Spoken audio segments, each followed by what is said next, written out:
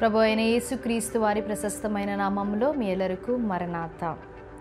ఈరోజు వాక్యాన్ని బైబిల్ గ్రంథం నుంచి ధ్యానించుకుందాం. నెహెమ్యా గ్రంథము 4వ అధ్యాయము 6వ వచనం. ఆయనను పనిచేయుటకు జనులకు మనసు కలిగి ఉండెను గనుక మేము గోడను కట్టుచుంటిమి, అది సగము ఎత్తు కట్టబడి ఉండెను. నెహెమ్యా అలాగే ఇశ్రాయేలీయులు మనము చూచినట్లయితే 4వ అధ్యాయం 1వ వచనం నుంచి కూడా ఈ యెరూషలేము ప్రాకారములు అలాగే దాని గుమ్మములు కట్టడానికి తిరిగి చెరలోంచి వచ్చినప్పుడు అక్కడ ఉన్నవారు వారిని అవమానించడము జరిగింది, ఇష్టానుసారముగా మాట్లాడడం జరిగింది. కానీ మనము చూచినట్లయితే నెహెమ్యా దేవునికి ప్రార్థన చేసి ఉన్నాడు. 4వ అధ్యాయము 4వ వచనంలో, మా దేవా ఆలకించుము, మేము తిరస్కారము నొందిన వారము. ప్రార్థనను ఆలకించమని, సహాయము చేయమని దేవుని వేడుకొని ఉన్నారు. అందుకనే అక్కడ మనం 6వ వచనంలో చూచినప్పుడు పని చేయుటకు జనులకు మనస్సు కలిగెను. వారు అక్కడ ఎంతగానో అవమానపరుస్తున్నారు,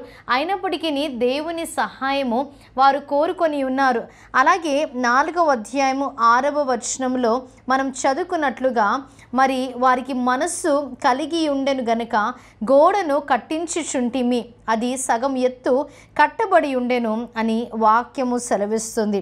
అదే అధ్యాయం 9వ వచనంలో మనం చూసినప్పుడు, మేము మా దేవునికి ప్రార్థన చేసి వారి భయము చేత రాత్రింబగలు కావలి ఉంచితిమి.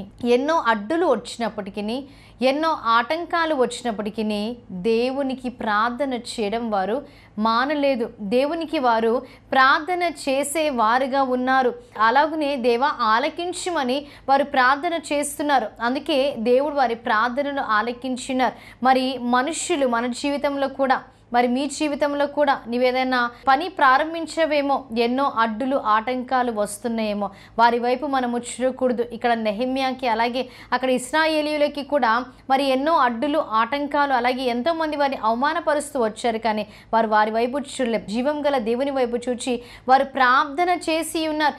దేవుడు వారి ప్రార్థనను ఆలకించి ఉన్నాడు. మనం చూసినట్లయితే అదే అధ్యాయం 20వ వచనంలో అక్కడ మన దేవుడు మన పక్షముగా యుద్ధము చేయును అని రాయబడి ఉంది. మన దేవుడు మన పక్షమున ఉన్నాడని, ఆయన మనకి తోడుగా ఉంటాడని, మన పక్షమున యుద్ధము చేస్తాడని, మనకు సహాయము చేస్తాడని నమ్మి విశ్వసించి మనం ఏ పని ప్రారంభించినప్పటికీ, సాతాను ద్వారా శోధింపబడినప్పటికీ, అలాగే మనుషుల ద్వారా ఎన్ని అడ్డులు ఆటంకాలు వచ్చినప్పటికీ దేవుని వైపు చూచి, అలనాడు నెహెమ్యా ఇశ్రాయేల్ ప్రజలు ఎలాగైతే ముందుకు సాగిపోయారో మనం కూడా అలాగా ముందుకి సాగిపోయే వారముగా ఉండాలి. ఈ వర్తమానాన్ని దేవుడు మీ వినికిడి హృదయంలో భద్రపరిచి దీవించి ఆశీర్వదించునుగాక.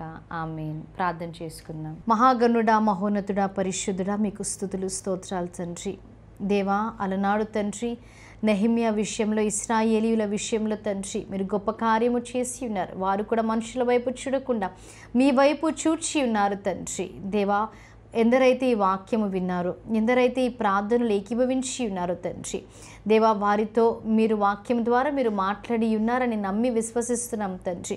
వారు ఏదైనా పని ప్రారంభించి తండ్రి దేవా అడ్డుల వైపు, ఆటంకాల వైపు చూచుచున్నారేమో దేవా, తేటిగా సూటిగా స్పష్టంగా వాక్యం ద్వారా మీరు మాట్లాడారు కాబట్టి తండ్రి మీ వైపు చూచేవారుగా ప్రతి ఒక్కరిని మీరు తీర్చిదిద్దండి తండ్రి. యుద్ధము యెహోవాదే, యుద్ధము చేసేది మీరు, మా పక్షమున యుద్ధము చేసేది మీరు కాబట్టి తండ్రి అట్టి ధైర్యాన్ని ప్రతి ఒక్కరికి మీరు దయచేయండి.